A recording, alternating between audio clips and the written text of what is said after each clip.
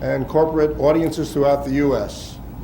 She's presented at the International Ericksonian Congress, the American Society of Clinical Hypnosis, as well as at national, regional conferences on neurolinguistic programming.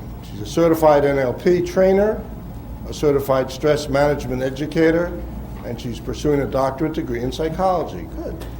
She is currently engaged in hypnotherapy research, and she co-authored a paper with Ernest Rossi, who's a leading researcher, as many of you know, in the field of mind-body relationships.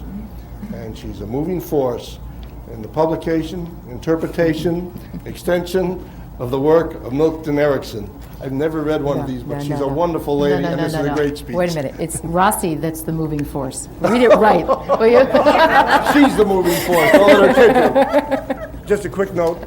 Some of you came in late. I will hand these out about the middle of the room. Pass them back, please. Take it. This lady, she's on.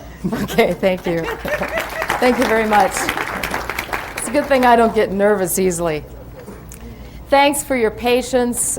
This is all my fault that you had to wait, because I refused to stand up there behind the podium because I knew if I do that you wouldn't see me and I wouldn't have any fun. So we had to rig up this sound system. You see I'm pretty well wired. I'm going to talk about conversational hypnosis this afternoon. You and I are hypnotizing people all of the time, and of course being hypnotized in our everyday interactions through the tone of voice that we use, through our body language, through stories we tell, through metaphors, confusion. We use paradox. We use words in special ways that we use words. Sometimes we do this deliberately for a purpose. We know exactly what we're doing, how we're doing it, why we're doing it. Other times we do it, and I would say probably a lot of the times we do it very haphazardly. We're just sort of accidentally hypnotizing people. Others are accidentally hypnotizing us.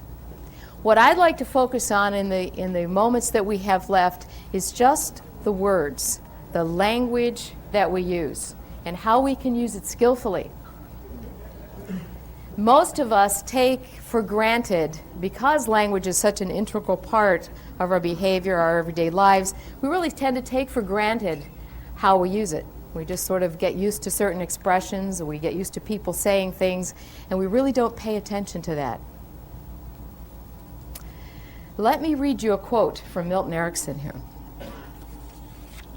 He says, "In any work that you are going to do, the words you use are going to influence the psychological life of an individual today.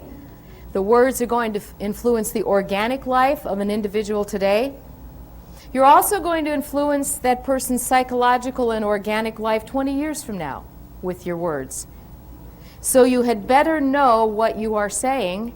You had better be willing to reflect upon the words that you use, to wonder what their meanings are, and to seek out and understand their many associations." Language is sometimes called the mirror of the mind. It reflects what's going on inside a person. It reflects the internal processing. It reflects a person's perceptions, their emotions, their thinking.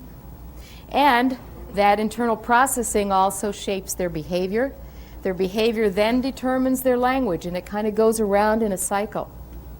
But language not also reveals what a person is doing inside. It also has the power to influence. Language presupposes for the listener how to think, or